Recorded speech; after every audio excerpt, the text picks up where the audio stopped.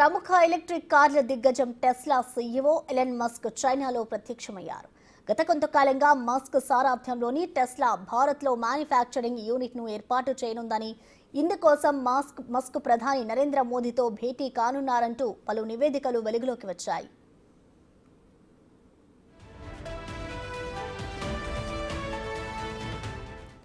కేంద్రం సైతం Musk April 21, 22 తేదీలలో వస్తున్నారంటూ సూచనాప్రాయంగా తెలిపింది. కానీ పలు అన్వేషణ కారణాల వల్ల భేటీ రద్దయింది.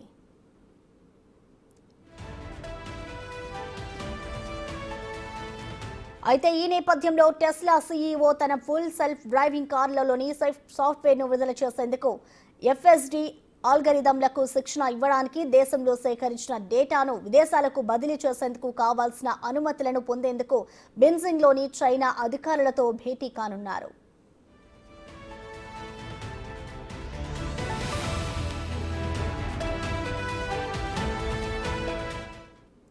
మరోవైపు ఫుల్ సెల్ఫ్ డ్రైవింగ్ కార్లపై ఎక్స్లో చర్చ మొదలైంది. దీనిపై మస్క్ స్పందిస్తూ అతి త్వరలో డ్రాగన్ కంట్రీలో ఎఫ్ఎస్డి కార్లు అందుబాటులోకి రానున్నాయని తెలిపారు.